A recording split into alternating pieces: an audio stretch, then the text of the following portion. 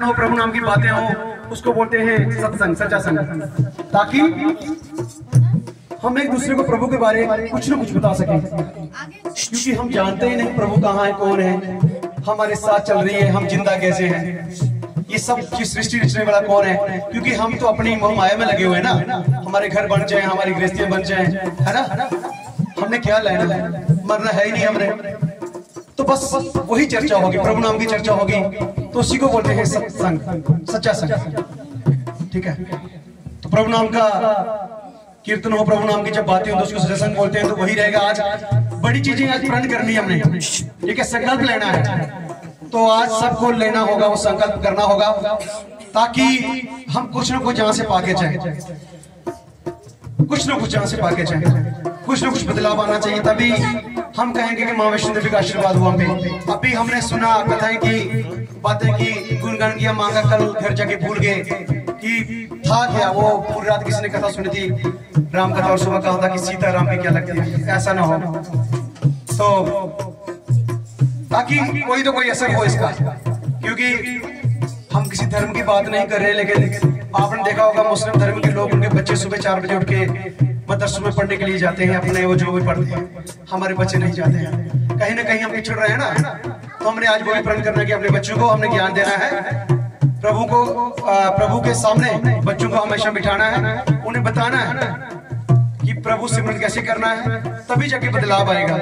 जब हम प्रभु को भूल चुके हैं, जिसको याद करना चाहिए, और उसके बजाय हम किसी और को याद करते हैं, और वो याद करते हैं अपनी गृहस्थी को, अपने प्राप्ति बन जाए, हमारे पैसा आ जाए, बस, है ना। हर बंदा पैनिक है कि बस मुझे पैसा आ जाए तो मुझे और कुछ नहीं चाहिए जिंदगी में। क्या पैसे से बढ़कर कुछ भी नहीं है जिंदगी में, वो है राम नाम, प्रभु का नाम, इससे बढ़कर तो कुछ भी नहीं है।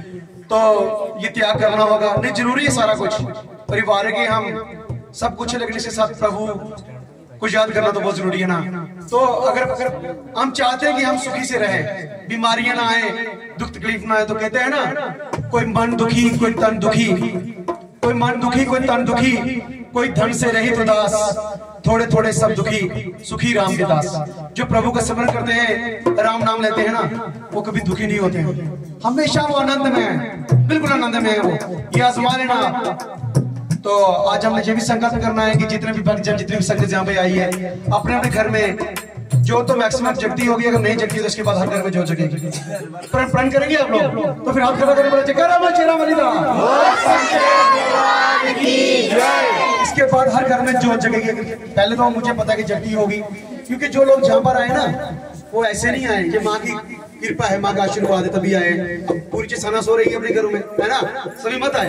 वही लोग जहाँ पर आए हैं जिन पे माँ का आशीर्वाद है, जिनको लगाव है माँ के साथ, वो तो जो जहाँ पर आए हैं वो जानते हैं कि माँ को कैसे याद करना। लेकिन अगर कुछ लोग घर में जोत नहीं करते हैं, तो इसके बाद हमें प्रण करना है कि अपने घर में सुबह शाम जोत करनी है।